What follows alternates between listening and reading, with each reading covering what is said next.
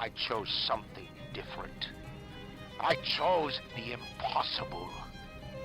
I chose rapture.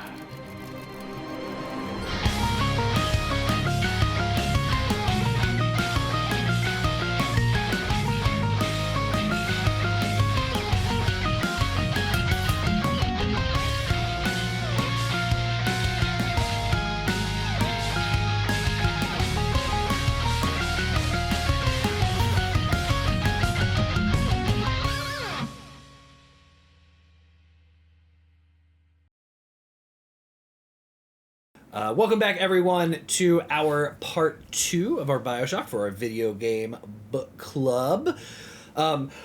This is my game, so I'll just take it away, unless anybody has any thing to say, emotional outbursts, or strong opinions on. Okay, great. So, part number 2, we're going to start in chapter 4. These chapters don't line up with what you will see on walkthroughs, because they consider like Smuggler's Garden a chapter, or they consider like some of these other places like Central Control a chapter. It's not. They're like 2-minute sections like here and there. So yeah. I do like general locations. Technically, if you look on a playthrough, this is like chapter 5 or 6, but chapter 4 for us. So chapter 4, we opened in Arcadia is where we left off.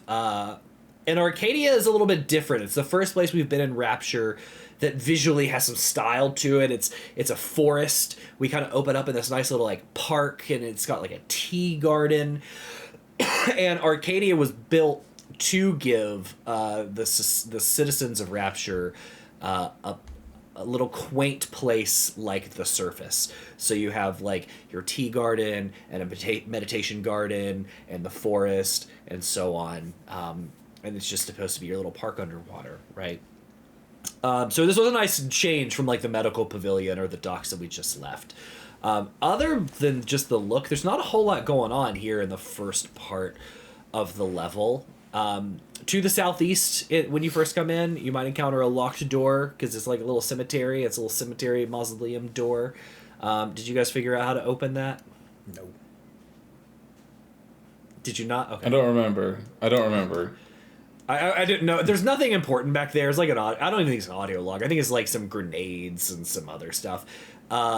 It has a torch lit up on the left. Just use your fire. Light the torch on the right. Oh no, I didn't do that. Okay. Yeah. There's not a lot back there. So from here, there are quite a few different ways you can go. When you come in the area, they want you to turn left. And when you do turn left, you see like 3 doors, and they're all kind of like those Asian like rice paper sort of doors, right? They're very thin. You can kind of see through the light. So there's a few different ways you can do this. Though the game wants you to go through one of the doors, since I was young, I have always gone up to the creek, turned left, and immediately followed the waterway down to the left. It doesn't matter where you go first, but that will essentially take you to the bottom of the level. So if you're trying to go through these like methodically, this is one of the most confusing levels to go through in a way that makes sense. So oddly enough, you go down to the left, you start at the bottom, you work your way up, and it helps you if you're like me and you're trying to find all the stupid audio logs, which I still have. And we're up to like 60 something by this point. So many. Oh, so man, and those don't even count the automatic ones that you get from like chirping at you or Ryan just chirping. It doesn't even count those, right? Alex, what? You just spoiled all the listeners. No, yeah, I may have. I'll bleep it out. It's fine. I forget. I'm sorry.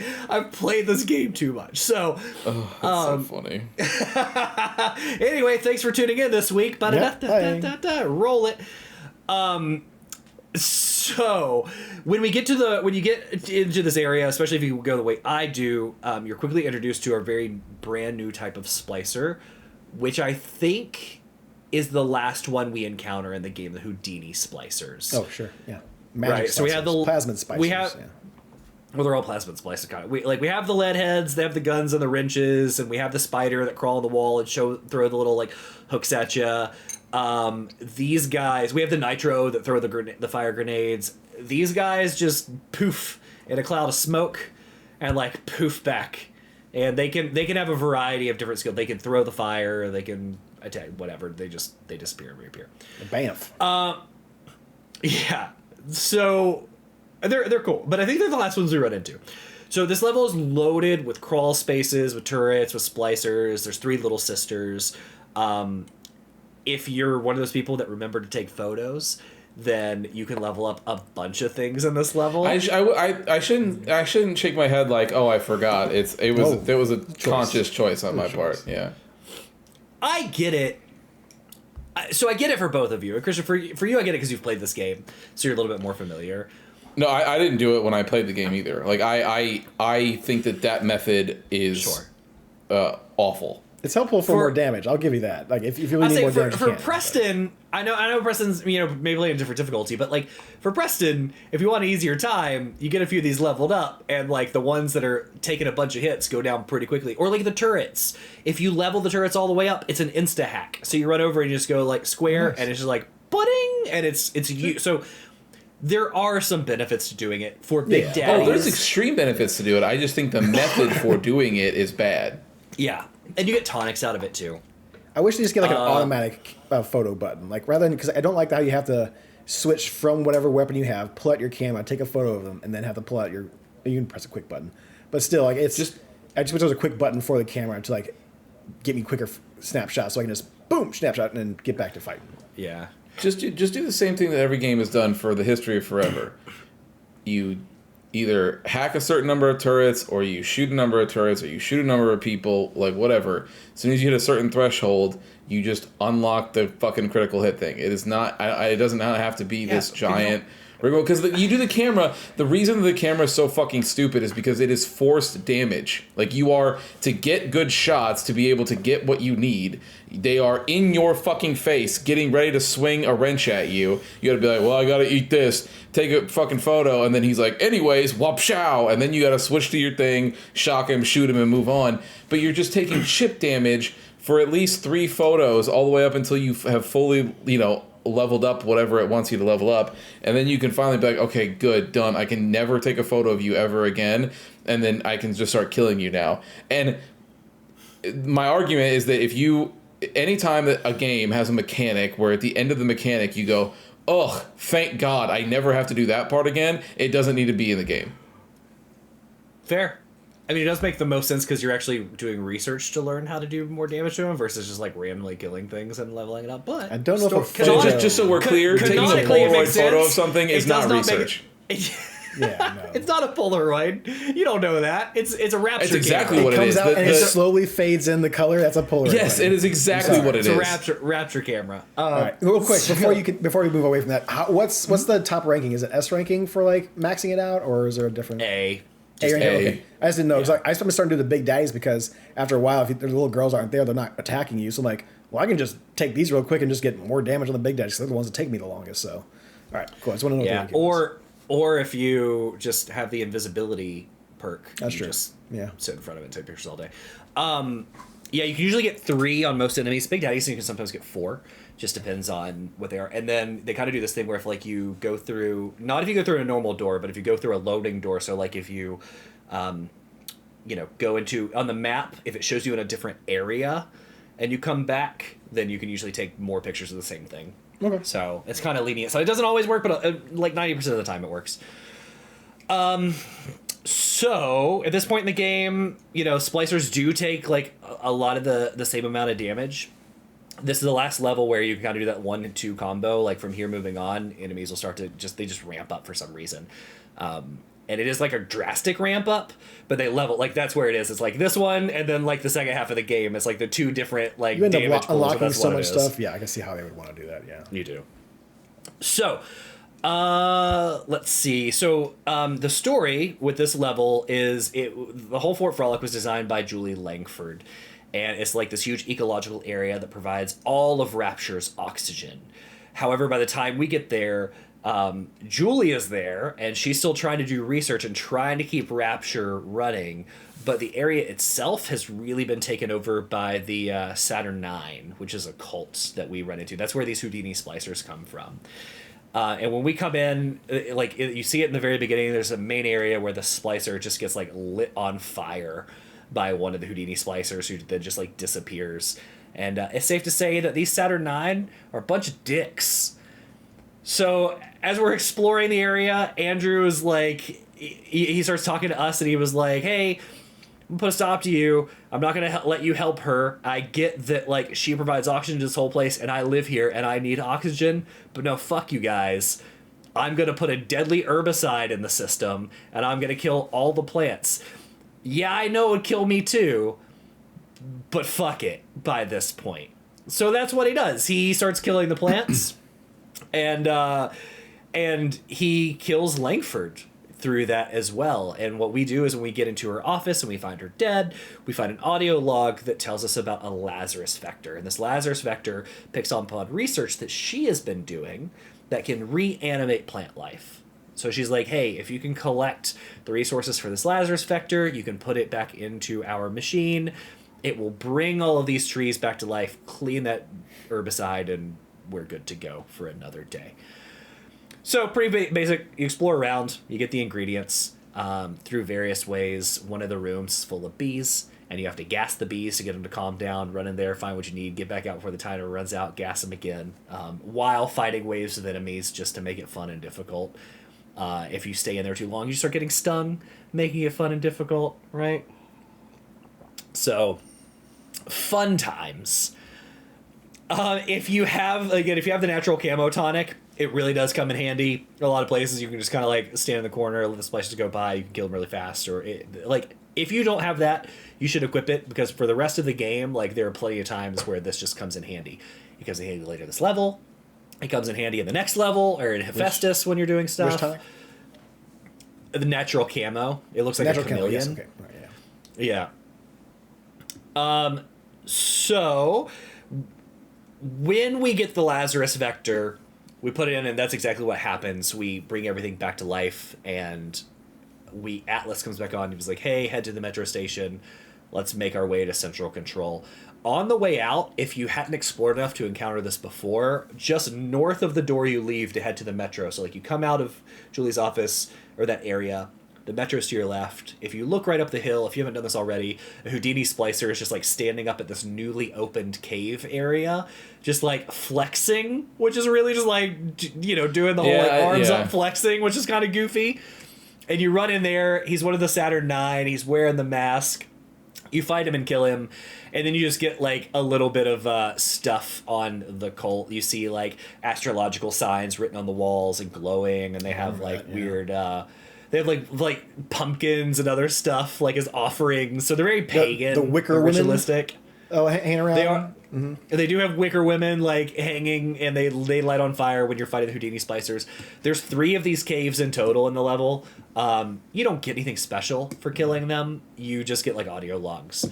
And in the audio log is really the only time they really talk about them, where Julie is talking about them. She's like, I've been trying to do my research for years, and these dicks won't leave me alone, because they follow the god of Saturn, and they really care about, like, you know, the plants and the tree life, but also they're just, like, obsessed with blood, and they mix human blood with these tonics, and that's what they drink, or with the plasmids, and that's what they drink, because they're fucking nuts. And she's like, they're just a bunch of aging frat boys that need to get over themselves. And they hate the splicers in there. The splicers hate them. So again, like, you saw them lighting one on fire, but there's also a period where you may catch other splicers beating the shit out of the Saturn 9 who got caught by himself. So yeah, there's some audio logs that are kind of funny. Like, they serve literally no purpose other than, like, hey, if you want to Google more about these characters, like, that's what's going on. Just a funny little add-on in that area. So, Chapter 5 brings in Fort Frolic, which is absolutely my favorite part in this entire game. It's very well done. Before we get into it, Preston, I watched you play. How did you feel that this is the spookiest part in the game? in my opinion. Well, so if you very made it spooky past this one, Yeah, no. It's didn't fine. find it spooky, No, it's fine. perfect. Very theatrical, very fun to watch, very fun to go through. There is a few. Okay, so the guy that runs this place is crazy. He is an artist. We'll get into it. He's an artist, but there's some different areas where you walk into plastered like statues, right? And I know where it happens. Like they will wait till you go do something, and they will disappear behind you, or they might reappear behind you and attack you, right? I know where all that happens. So Ali's watching me play. I was like, I'm pretty sure these 6 things are going to disappear. And like, I turned around, they were there. I was like, okay, maybe not. And I'd walk forward and grab something. That turn around, they'd be gone. I'm like, yeah, see, I knew it. But this is the spookiest part. It is my favorite. So on our way to Central Control, we get to Fort Frolic, and it's run by Sander Cohen. And Atlas is like, hey, he's a poet, he's a composer, he's an artist. He is absolute Section 8 bonkers crazy. Like, literally the craziest person in Rapture. So, So far. have fun. Yeah, because he's nuts. So this guy got famous in New York City. And when he got to Rapture, he became, like, de facto the head of the art scene in this place. So he owned, like, nightclubs, he owned galleries and art galleries throughout the city. He also, which is funny because you can hear some of his music, he produced several records, and he did some theater shows in Rapture. He named that theater, and he was really one of Andrew Ryan's biggest supporters. And because of this, Cohen was even granted the honor of writing the Rapture anthem called Rise, Rapture, Rise. When Fontaine, right, because we know Fontaine's in the background having this war with Andrew Ryan, when he rose to political power, Fontaine went out and he started making a lot of drastic changes. He started like closing all of the orphanages and closing a lot of the schools. And then in the battle between Ryan and Fontaine, a lot of people lost their lives. Like a lot of just left, orphans on the street because parents were taking part or getting caught up in the crossfire.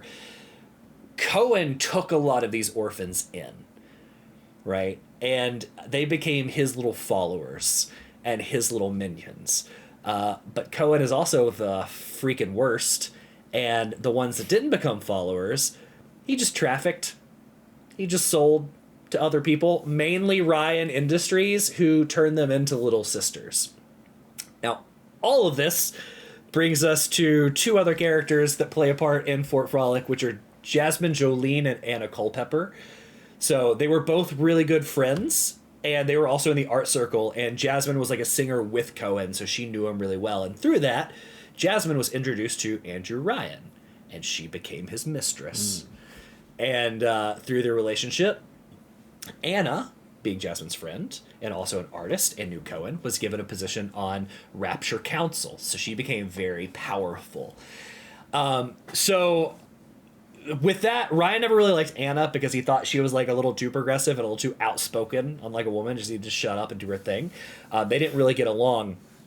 So in the meantime of all this stuff going down, Ryan gets Jasmine pregnant. Okay. And she doesn't want to tell him. She's like, look, he's going to freak out. I'm just his mistress, which is weird. I thought this flashback was cool. Yeah. In the strip club? Mm-hmm. Yeah. Yeah. So she's like, I don't want to tell him. Anna's like, hey, well then don't tell him. Like, go get your money, right? Like, do whatever you can. Become independent. Leave him. Take the baby. Who gives a shit? Well, Fontaine hears about this, and it goes to Jasmine. It's like, hey, why don't you sell me your baby? And I will raise him as my own and raise him as an ace in the hole against Ryan and use Ryan's own child against him. And Jasmine's like, deal. This is my way out. This is how I'm going to get the money. So she agrees to it. Ryan eventually finds out. He murders Jasmine.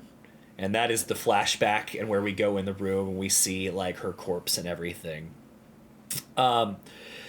So because of that, Anna goes like super militant against Ryan, right? So now you have Fontaine and Anna against him. She starts writing her own plays in the art circle about like how he's a piece of shit, and Cohen is like his little songbird that does whatever he says, does all of his dirty work, and he's Ryan's fixer, which pisses Andrew Ryan off, and he eventually pays her security detail money to kill Anna. So now they're both gone, right? All of that comes back to Sandra Cohen, who was like freaked out, and he's like, this is going south. I can't be the fixer anymore. I don't like the way that it's playing out, so I am just in it for me. And he takes 5 of his followers and turns them into disciples. Okay. These disciples we run into: Silas Cobb, Martin Finnegan, Hector Rodriguez, and Kyle Fitzpatrick. We encounter 4 out of the 5 in this game. The 5th disciple is unlike the others. It's a female, unlike a male, and her name is Elizabeth. If you know anything about the story, we know that Elizabeth comes into play. That Elizabeth? Like, yeah, infinite? yeah. All right. So the reason she's not around in this game. No, well, you learn in Barrel at Sea, she is actually undercover, and she's an informant for Cohen against Ryan and all the human trafficking. So she's the good one, and she's like playing a role against the human trafficking. Okay. I'm not going to say it was retconned to make that fit. I'm just saying she is technically in canon the 5th one. Okay. Good enough. So Cohen's become more reclusive. He's become paranoid. And when you mix that with like the Atom, he literally goes completely insane. He shuts himself off from Ryan. He shuts himself off from Fontaine. He's like, Fort Frolic is literally my little kingdom. It's my fort. You all can piss off, and I'm going to stay here with my followers and my lovers, and that's what I'm going to do. Yes, the 4 followers were lovers too. So when we get involved in the story, Sander is completely cuckoo bananas, and he's like, I'm just working on my final masterpiece, my Shangri-La, this thing called the Quadtitch, and it's just this huge mural of 4 photos. However, there's 4 frames, but no picture in it, and he tells us he needs our help completing his final masterpiece. His 4 followers by this point have lost faith in Cohen, and they have secluded themselves in different parts of Fort Frolic.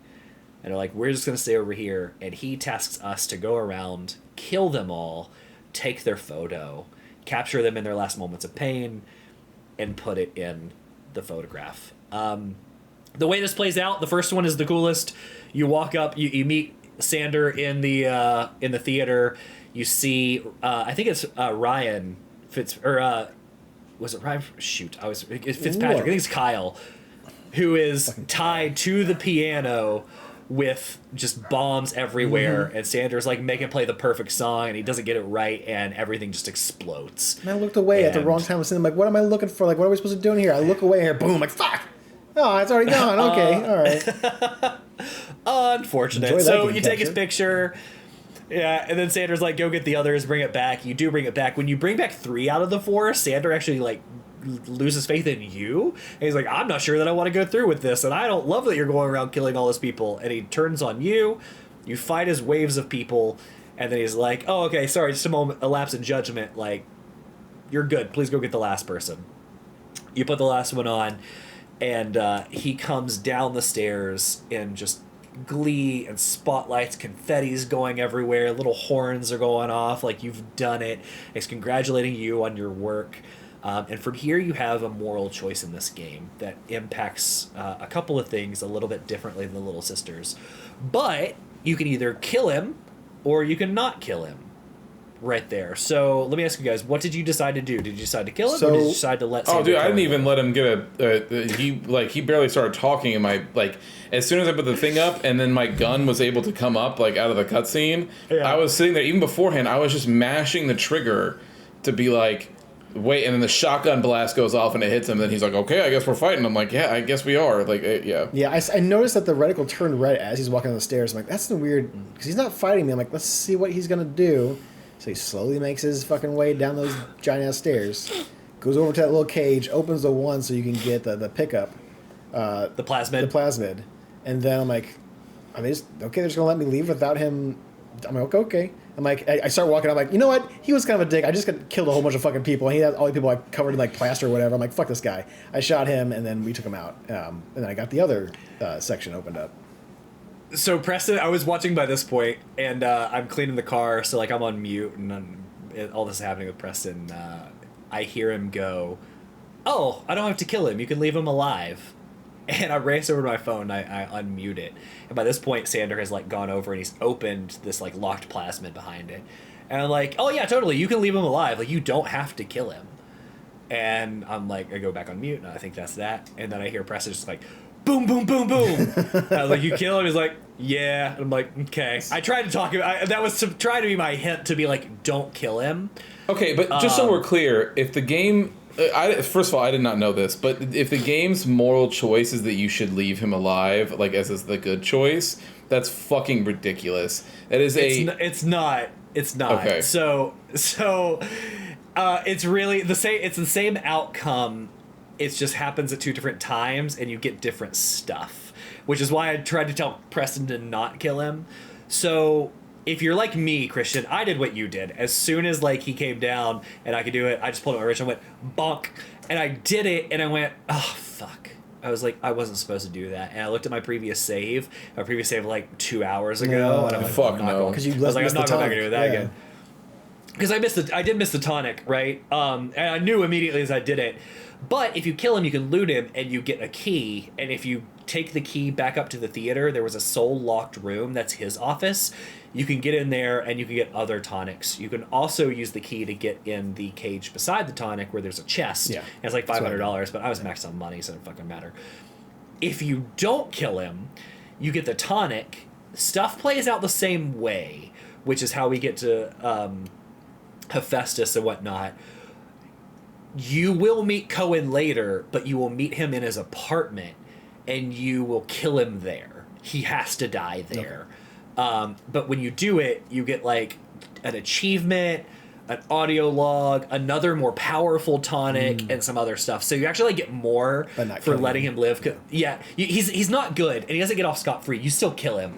But they just they let you do it at a different time, and you get more out of it, which is why I tried to be like, I know I killed him. I don't know if Chris is going to pick. So it's like, oh yeah, you could totally leave him alive. And you were just like, nah, I'm going to kill him. Like a bad anyway. guy. And they gave me a reticle. I'm like, I guess I got him. I know. So yes, I thought that was funny. I was like, well, I tried anyway.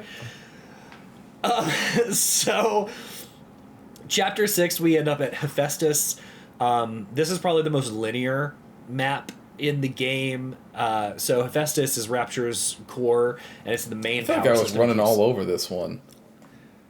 You were kind of running in circles, but it was like, it's pretty basic. I mean, you follow the map. It's This is the smaller one that than requires... It requires the least exploration if you want to get like the audio logs and everything else. Everything's on the critical path. Sure. So it's Rapture's core and main power system. It keeps everything up and running. So this level, like I have in my note here, is pretty linear, and Atlas really wants us to destroy the core and get access to Ryan's office and central control, where he is held up, because he has left the city. He's barricaded himself in the power center of this place, so he's like at the core of Rapture. So this level has us getting like essentially we find an audio log, and what we find out about Hephaestus is just like everything else, between and Ryan, there was a power struggle down here, because everybody knew whoever could control the core would really you did hold it again. No, there's a bunch of names. I fixed myself. So, whoever can control the core would control Rapture. So, Atlas essentially were paying. Fuck, that time I did it. Fontaine. You have fun at it. And I know, and Ryan are I can't wait to listen to this episode, because my favorite episode. Yeah, my favorite episodes are the ones that Preston beeps stuff in, because it always is so funny. So Fontaine and Ryan are paying different people down there at McDonough and others, really just to like fight off the other goons and the other mechanics in the core, so they can keep power. One of them leaves an audio log that's like, F both of these guys. If we wanted, I have an idea for an EMP bomb that would just shut this whole place down. Like, this is ridiculous. And Atlas tells us, like, hey, you heard that. Like, let's build the EMP bomb. Let's shut it down. Let's make our way to Ryan. That's what you do. You run around, you collect some stuff, you build the EMP bomb, put it on the core. This is another place where the invisibility thing comes into play, because there's a part here where you have to spin the crank and get, like, the water to go down to place the bomb, and you have waves of enemies with turrets on either side. If you stand there, you can hold X and your character goes invisible, and you just spin it. So they run in, but don't know where you are, and you just get all the water or the lava down, and you can move on. So okay, yeah, I mean, I'm on easy mode. I had both turns hacked, and I was just sitting like, a couple guys got past the turns. I'm like, they can hit me all they want. Like, I'm almost done with this already. Press is getting bonked on both This is a little sides. shit. Like, It's a flesh wound, man. No big deal. So chapter 7, after we place the bomb, is central control. So Jack, pass the airlock, and Ryan activates Rapture self-destruct sequence, and he's swearing that, like, Atlas will never take this city. So we have to find and kill Andrew Ryan and deactivate that self-destruct sequence, because by this point he's like, I tried to poison everybody and ruin the air. You fucked that up. Like, I tried to stop you at Fort Frolic and kill Atlas's family. You fucked that up. I'm trying to stop you here, but you're not going to come. So, like, I'll just take this whole place down with me. Like, I can tell you're not stopping, so who cares? I'll just take it all with me. So, excuse me. So we make it up to Ryan's office, and he starts talking to us, and he's like, now that I see you, flesh to flesh, blood to blood, I know I cannot raise my hand against you, but know this, you're my greatest disappointment. He's like, come now, there's one final thing to discuss. So he's, like, in his office playing golf, and he's talking to us, and he opens the door and lets us in. And Ryan is talking to him, and he was like, the point of the city were to have the greatest thinkers not bound by societal rules, right? To come up with whatever they can come up with, make a society great, not bound by the government or by the community of, like, the communists, or bound by, like, religion and God, like the papal state and everything else, just to be free of all of that. He's like, so I value free will among everything. He's like, but now my own son is a slave by Frank Fontaine. And we start to get some clues about what's going on. So he has this big famous speech where he is talking to us about a man chooses and a slave obeys. And he uses some of the trigger words that we've heard throughout this game from Atlas, oddly enough, of would you kindly? Would you kindly step forward? Would you kindly step back? Would you kindly run over there? Would you kindly bow? Right? And we're doing all of it. And each time is like, a man chooses, a slave obeys. What are you gonna be? And he hands us his golf club, his little putter that he was playing with, and he commands Jack to hit him. And we do. And he repeats, and he was like, a man chooses, a slave obeys. What are you gonna do? So he's like, would you kindly? He hits him again. He hits him a third time, and you, as the player, kill Andrew Ryan. You have completed your task. Well, but not me as a player. My character that I'm playing does this without my input. Yes. So you've completed the task. We kind of failed the objective, right? Like, you are not. You realize you are just a slave to this system.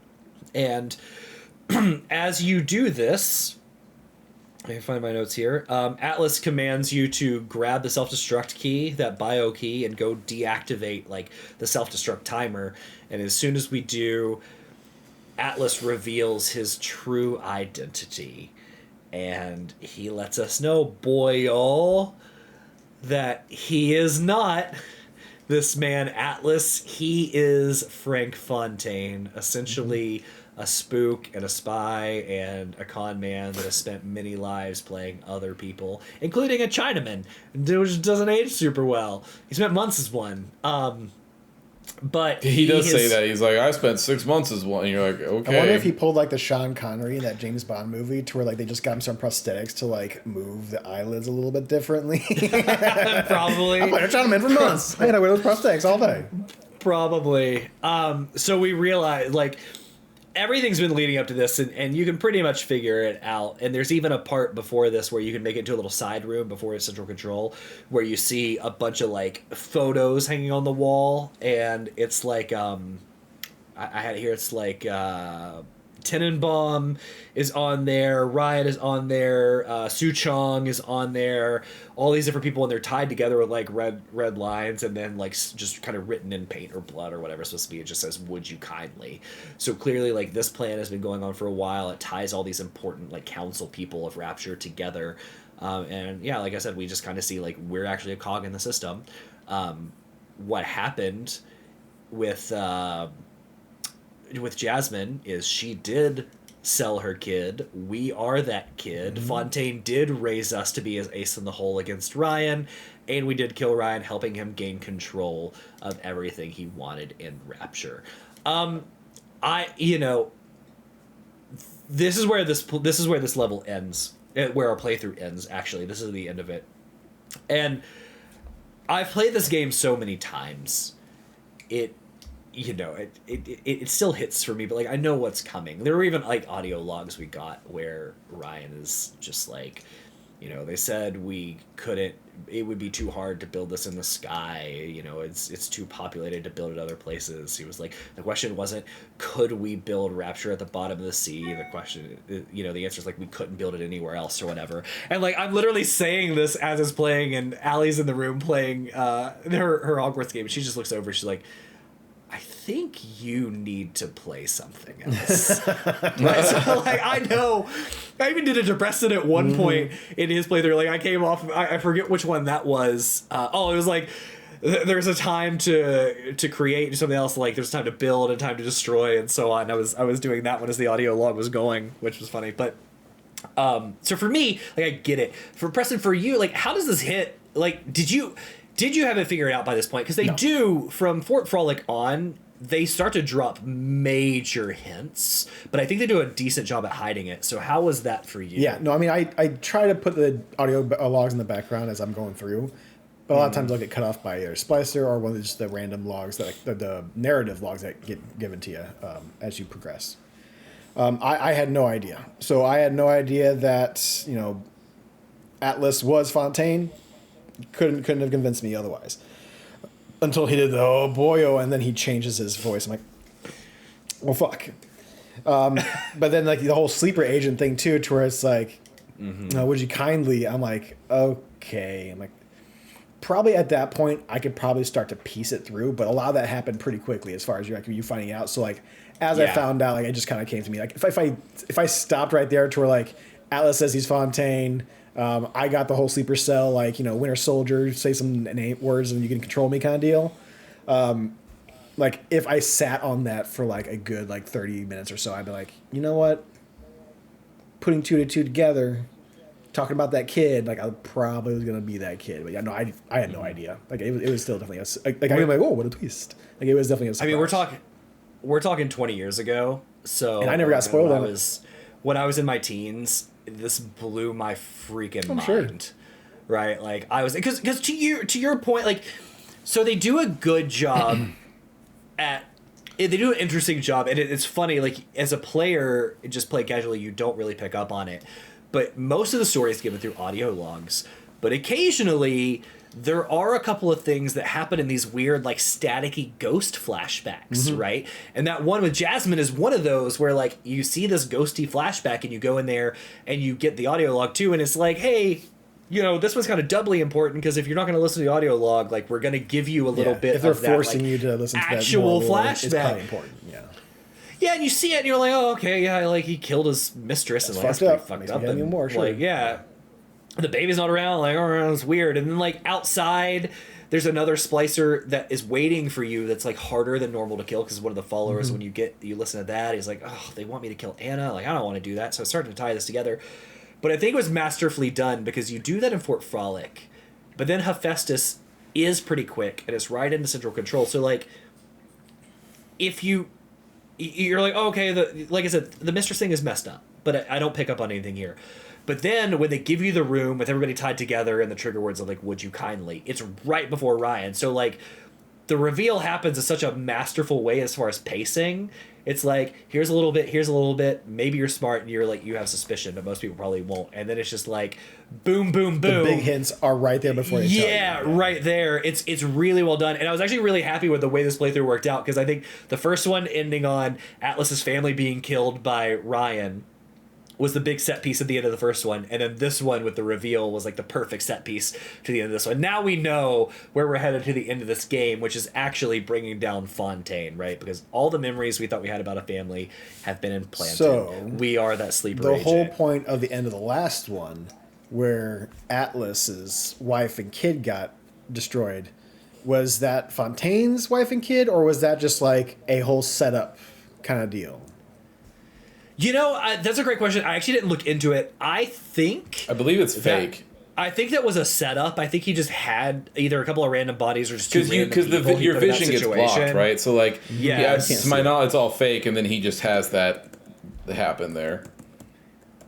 Actually die in Bioshock. That's a good question. Let me see real quick. Because to me, like, Atlas was screaming at Ryan pretty more vehemently than he would have normally through the narrations that we've been getting. So I'm wondering if, like, 'cause it sounded like someone that he actually at least cared for or didn't want to die was in that sub. No, he also it was all okay. He was playing up. It was all fake. That's what I thought. So like, whether those people that you see were dead prior to going in the sub, or he just, being a mobster, grabbed a couple of people and forced them in there for that to happen. It was all set up. Okay. So Ryan did blow the sub up, but you were never actually going after Atlas's family. Okay. Yeah. So all play. Anyway, Christian, this brings to the end of the playthrough. Your thoughts before we move on to next week? Yeah. So the only thing that I think all of this is still really good.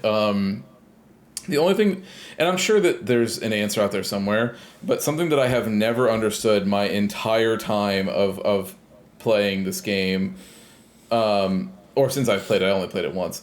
I never understood why Andrew Ryan let us kill him. So the way I've always interpreted this is that he knows you're his kid by this point. Absolutely. Right? Like he's figured out you're his biological kid. I think it's just one of those things of like, what is stronger, right? Like, I built the city on free will. I believe you can power out of this. You know how movies sometimes have that, like, that little belief moment, like, believe in yourself and you can do it. And the character someone gets possessed, like, oh, just fight it, and put power of love and friendship. I think this was that, like, he knows he's losing the battle. He knows everything he's tried to do to stop Frank to this point. Like I said, with the trees in the garden and the docks everywhere else, like everything he's done has failed. So he knows he's already going to lose. So his last hope is like, maybe I can get you to break this mind control that telling you have, him the truth. You won't kill me. But I don't. Then he can kill Fontaine. But it doesn't work. And it's like, well, you are just a cog in the system. Like it. But I don't think that is his last. His last hope is when he sets the self-destructive rapture. Yeah, I mean, but there's a chance that if he can get through to you, he walks over and he stops it, right? So, but if he gets but that's what I never understood was, okay, I'm in a locked door. There's bulletproof glass in front of me, right? Mm-hmm. But I'm talking to you through the intercom system. So either I'm going to be able to speak to you and try to break through to you, and if I can't, then fuck it, I'm blowing this whole motherfucker up because I already started the countdown, right? Yeah. And I'm already in here. So, but you being face to face with me doesn't change anything. Like, I can still do the whole "would you kindly" bit to like show you something's happening. Yeah. In between the glass, there's no reason that I have to come out here, and there's very little reason that I have to hand you a golf club and let you beat the shit out of me. I could just say, would you to prove a point and be like, would you kindly get the fuck away from me, whatever, right? And then you could have been like, would you kindly hit yourself with that golf club if you wanted. Something, right? Like anything else. Yeah. And then if I break through it, then great. Now the game spins and we go after Fontaine, right? Because then he can turn off the fucking thing or whatever, right? Or I don't, and he goes, okay, well then fuck it. If I can't win, then nobody wins, and then you blow the whole thing up.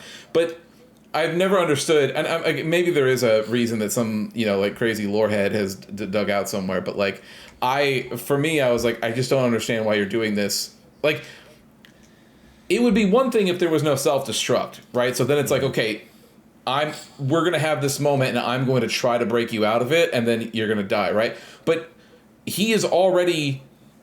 Andrew Ryan has already, like, reserved. He's like, fine, I'll blow the whole motherfucker up. Then he already put in the code and did the whole thing. So then it's like, okay, well, if you're already all the way there, then either you just let it happen and let everything blow up, or you do. Now, you remind me, because I waited for a while and nothing happened. You can't just wait out the explosion, can you? No. I always wish that there was like a secret ending where if you sit there and you go, fine, all right, Fontaine, you win, and then I just yeah, and then just not do it. But he does say, would you kindly remove the fucking thing? So you have to, based on the lore. But yeah, I don't know. think That's a good. Oh, go ahead, Preston. I was gonna say, I think we have done so much to thwart what he wants to do that he's probably assuming that we're just gonna stop him on whatever he's doing now. Like, he doesn't know how, but maybe we're gonna stop him do it. And then finally, B, if what other part that happened, the game wouldn't be able to progress any further than this. So of course this is what had to happen. This is bad. Okay, but it's bad writing. No. I will agree with you, Christian. But so I don't think it is. That's how you have to, like. It's like a theory, whatever option. But yeah. It's like you painted yourself in the corner. They have to have us stop him somehow, because if they just blows up all of Rapture, game's over. I don't actually think it's bad writing. I think it's. That is, I was a little weak. Saying masterful writing is way too far. Yeah, I don't think it's masterful writing. I think it's a plot. I think it's a plot hole. No, so I don't think it does. I'll explain why, but I don't know the real answer. So what I will do is I'll look it up to see if somebody has gone deep down the rabbit hole. If there is an answer, then fine. If there's not an answer, then I think that my plan for Andrew Ryan makes way more sense than doing what he did. What I think is, like, you're talking about a guy who is kind of a dick, who never knew you as a kid, right? So if you're going to try and break through, I think the best way you have to do it is get Jack to see him as a human. So you can't do that from behind the glass. Like, I think he's hoping, like, if he hits me, if he sees this, like, there is this humanistic part of, like, yeah, you don't know me, but I am your dad. You've been brainwashed. Like, maybe you can fight it. So I think it's that humanistic connection he's hoping to get, and it just doesn't happen, which just further shows, like, you know, that brainwashing. The reason that doesn't work for me is because there's nothing that Andrew Ryan has done up until that point he's not redeeming. Well, it's not for redeeming, but he's definitely not. But what I just mean is like, there's nothing he's done up to that point that would make me think that he has got that capacity to be like, maybe I just got to give my boy a hug and he'll figure it out. Like, Andrew Ryan would have been totally fine at any point up until this moment if a splicer had just put a bullet in your head and you'd have been done. So it was irrelevant. Like, I genuinely, I just think that I think maybe there is a reason, but like, if there's like an actual in-law reason, otherwise, what I do think that it is what I do think it feels. It has always felt to me what Preston described, which is it has to happen like this. Like it was like someone decided, like, I think it would be cool if, and so they do this, as opposed to just like what a person in that position would do. Because again, I think the whole scene could play out the way it does if you don't set the self-destruct sequence. Yes. 1 second. Sorry. But he's ready to blow everything up. So yeah. So I don't. It's tough, right? Like, when he killed Jasmine, he didn't kill her because she sold his kid. He killed her because she was planning on betraying him, and he never knew about the kid. So, like, you know, I don't think it's one of those of like, oh, I've never been a good dad, like I never cared about a kid or whatnot, because for a long time he didn't know. It's not till this starts happening that he finds out about it. So yeah, but he figures it out pretty early in. Not sure, but that's fair. But not to be like, you know, maybe he would have been a different person if he knew he was a dad. Like, I'm not saying that at all. It's just, I think there is that human touch. But I'll look it up, because I really don't know. That's a good question. Yeah. I've always found that to be somewhat satisfying. Now, and especially if you're if you're playing in a different way and you're not listening to every audio log, or you don't know the story, if it's your first time through it, you're plowing through it, you actually miss a lot of that context. So you probably do think you're doing the right thing without the context of the other stuff going on. You're like, oh, I finally did it, right? And killed Ryan. So sure. that probably hits differently depending on your level of knowledge and experience with the game. Yeah, I think. Yeah, this is now also, I should say, I have always felt like Preston's reasoning is what it ultimately was for a long time, all the way up until my knowledge of Burial at Sea, in which case then I was just like, oh, Ken Levine's a hack. Like that's here's the thing. Here's the thing. I played Infinite once. I beat Infinite once. I never played the DLC. I was not happy with the way that Infinite ended, and I wasn't excited about the retcon, so I'm not basing my knowledge off of that one. I'm actually excited to get there and see what happened. Yeah, I feel, and we'll talk about that when we get there, I do feel as though there's a little bit of, like, animosity that Ken Levine had going into that game. It was like, fuck all of this, like, fuck you guys for not including me in 2 and doing like, I'm gonna do something that you can't undo. The problem is that, and that's kind of how I feel about that. Maybe the problem is that Ken Levine hasn't released a game since then, and so in my, like, there's no other way. Well, like, I mean, he's working on Judas, which is Bioshock. I was gonna say we can wait for that to happen this year. It's not Bioshock in space. It's his own version of System Shock. Okay. Yeah, but like System Shock was his own version of System Shock. What are you talking about? It wasn't his. He worked on it, but it wasn't his.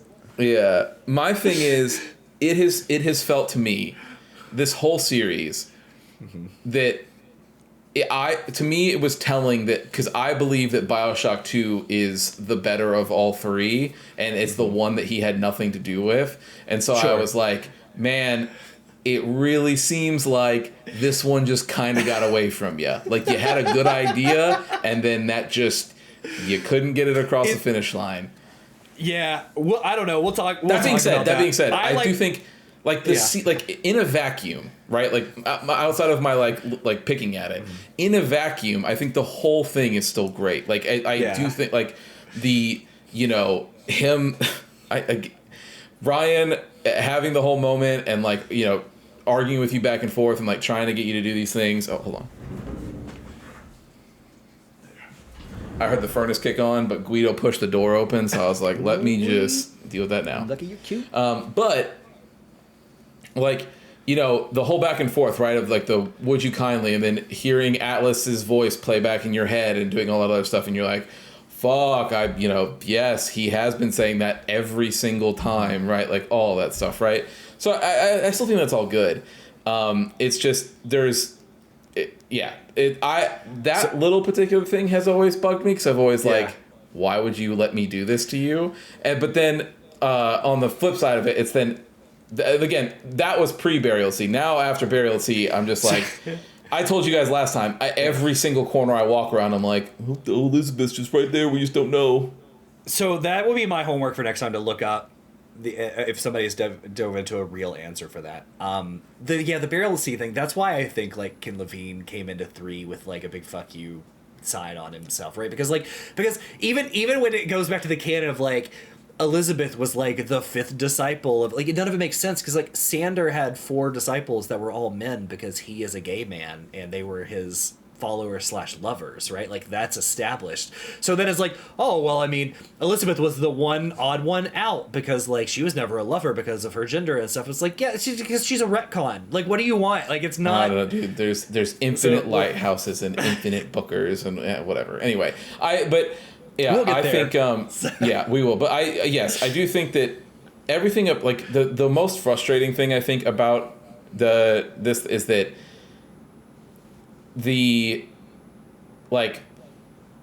I think that Rapture as a design, like, the entire, like, every zone we go into, even, like, the more basic ones, like the medical, like, in the beginning, right? I think every single aspect of the environment design of this game is a 10 out of 10. Like, but even outside of the, like, any story issues that I have, whatever, like, even, like, we're going, like, it didn't really get talked about that much, but in, like, Hephaestus Core, there's, like, you were down in like the lava tubes basically of the earth, right? And so you're looking out and like there's like this reddish hue to the entire like thing. And so when you're walking through like some of the little sections and you're in like you can see the water and stuff, there is like just these gorgeous landscapes of the ocean floor, but then this red hue of like the lava tube, like hitting everything, and then you'll just occasionally hear a whale go by when you're walking out there, and blah blah blah. And I'm like,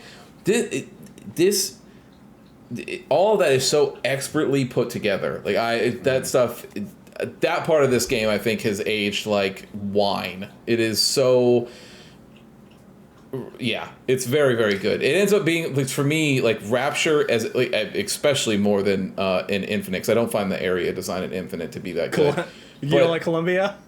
No, I get it. Like, I understand like the split as far as like, especially because Ryan talks about it like in that little audio log that you mentioned, right, where he's like, we could never build Rapture in the air, blah blah blah, and so somebody was like, I'll fucking show you, I will build a Rapture in the, but it's like, you didn't though, but like. I also think that, like, Columbia is just, like, it is exactly what you think of civil rights era America, but then they just shoved it in the sky, versus, like, everything about Rapture is completely unique. Like, it is obviously, like, the 2030s, like, flapper style, like, America, but every single time you get a chance to look outside, there is this, like, of where you're at, like, there's just the sprawling cityscapes with the ocean around it and all these animals. Like, it's just, it has so much more going on and so much more diverse landscape. What I love about Rapture 2 is, like, it was, like, a super progressive place, right? You see that in, like, the arts and the literature and, like, the way the tonics work versus what they did with Columbia, where they're, like... It's the opposite. Segregation. And you're just like, okay. I know. And then Ken's ultimate question was like, but should we hate racists, you guys? Should we? They're people too. Yes.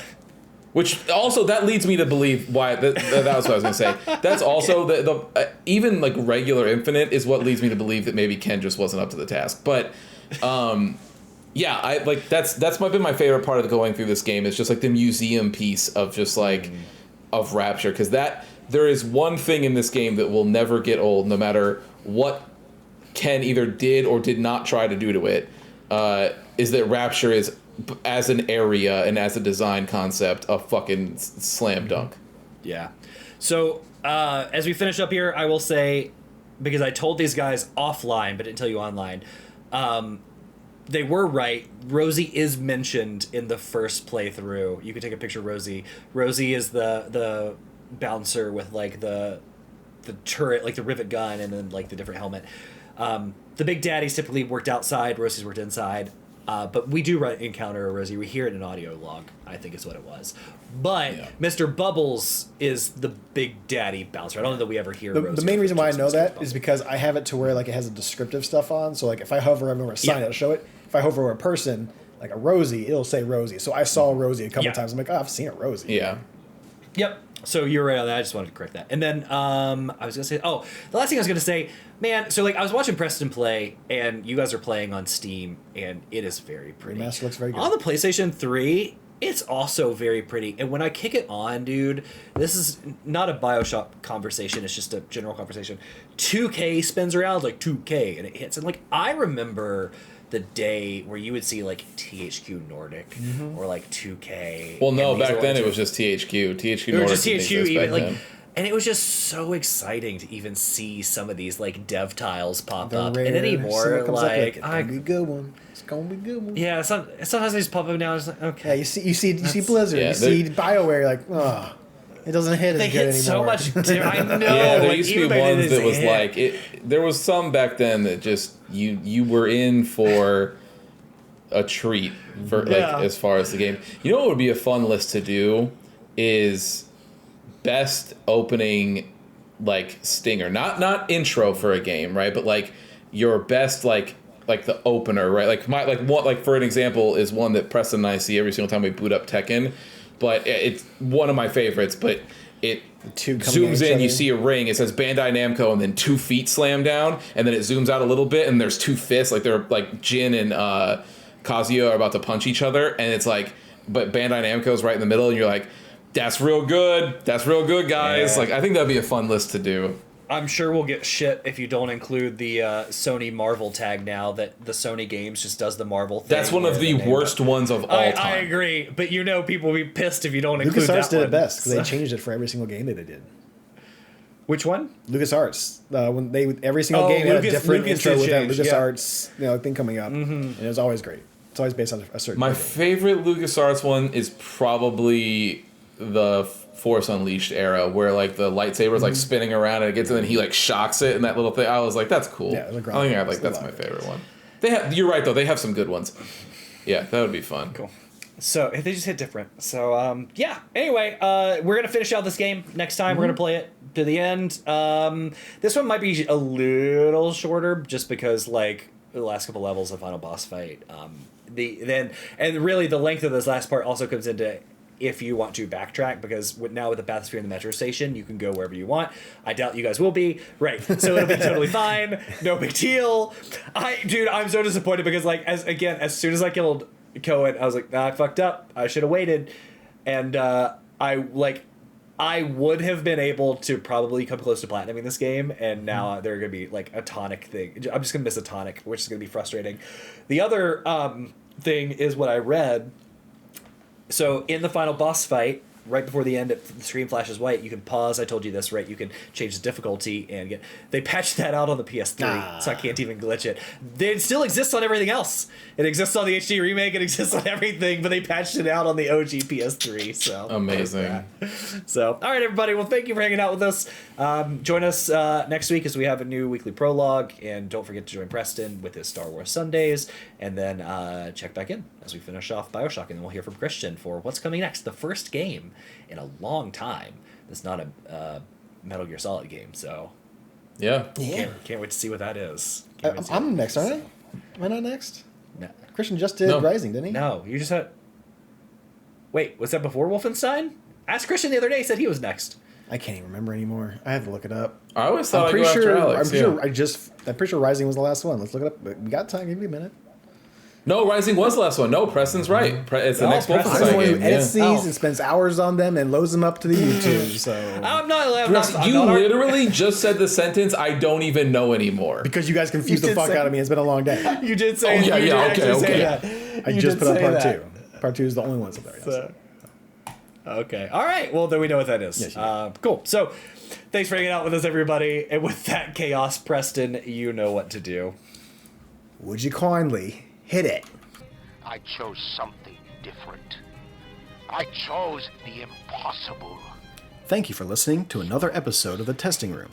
To catch up on past episodes or to check out the newest ones when they drop, follow us on Apple Podcasts, Spotify, or wherever you get your favorite podcast. If watching is more your thing, check us out on YouTube, youtube.com/@thetestingroom, or watch us live on twitch.tv/testingroomlive. To leave comments or ask questions, you can follow us on Instagram @testingroompod, leave a comment on YouTube, or send them in to testingroompod@gmail.com. See you next time.